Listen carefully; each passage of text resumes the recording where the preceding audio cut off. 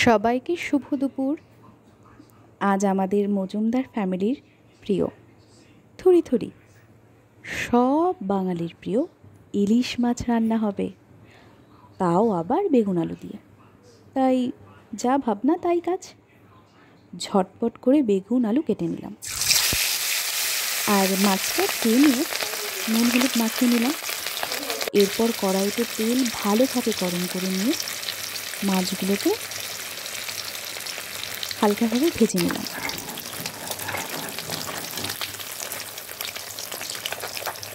হালকাভাবে, খুব বেশি কড়া করে ভাজলাম না, তাহলে ইলিশ মাছের গন্ধটা থাকে না। এবং সেই তেলেই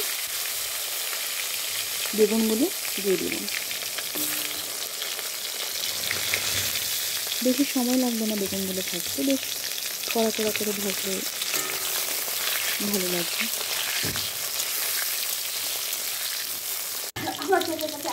বেগুনের মধ্যে একটু নুন আর একটু হলুদ দিয়ে ভালো করে কড়া করে ভেজে নেব।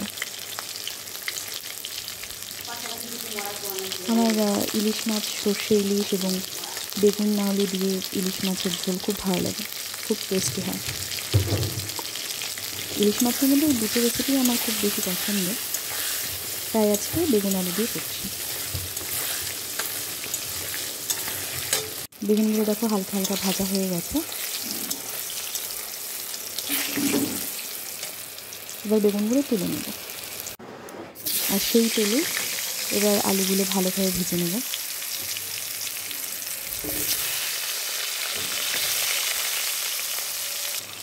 আলুর মধ্যে একটু নুন আর একটু হলুদ দিয়ে ভালোভাবে ভেজে নেব।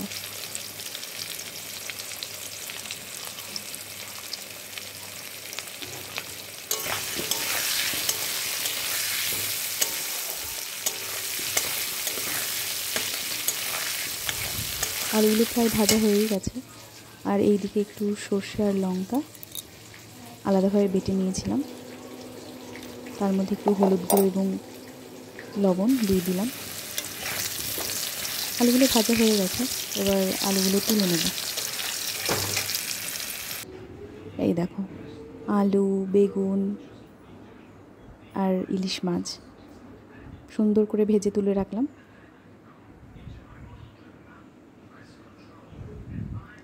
তারপর কড়াইতে আবার যেই তেল ছিল, আলু ভাজা বেগুন ভাজার তেল ছিল, সেই তেলেই একটু সাদা জিরে ফোড়ন দিলাম।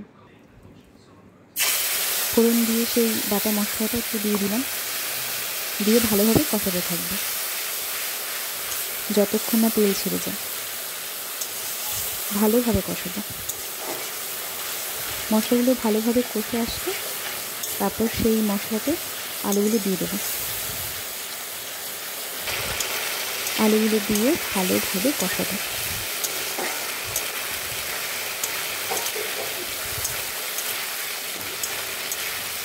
প্রায় কিছুক্ষণ কষানোর পরে পরিমাণ মতো একটু জল দিয়ে দেবো, যাতে আলুগুলো সেদ্ধ হয়ে যায়। পরিমাণ মতো জল দিয়ে দিলাম।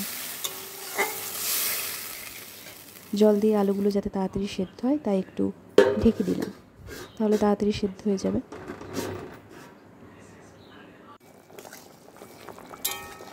ঢাকাটা তুলে দেখলাম যে আলুগুলো সেদ্ধ হয়েছে কিনা, তাহলে ভাজা বেগুন এবং মাছগুলো দিয়ে দেবো। তাই দেখলাম যে আলুগুলো প্রায় সেদ্ধই হয়ে গেছে, তাই ভাজা বেগুনগুলো এবং মাছগুলো দিয়ে দিলাম। এবার কিছুক্ষণ ফুটবে, তাতে মাছগুলোও সেদ্ধ হয়ে যাবে, বেগুনগুলোও বেশ সেদ্ধ হয়ে যাবে।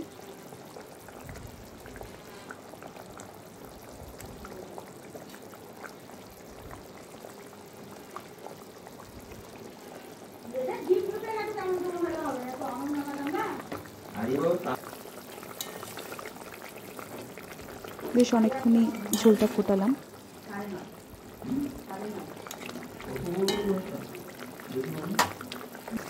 তারপর আগে থেকে জিরে ভেজে রেখেছিলাম, সেটা বেটে রেখে সেই বাটাটা দিলাম, দিয়ে একটু নাড়িয়ে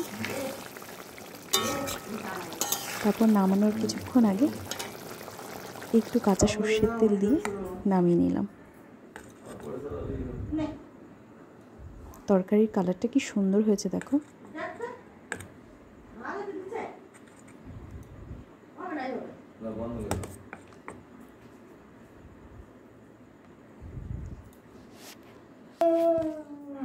Thanks for watching.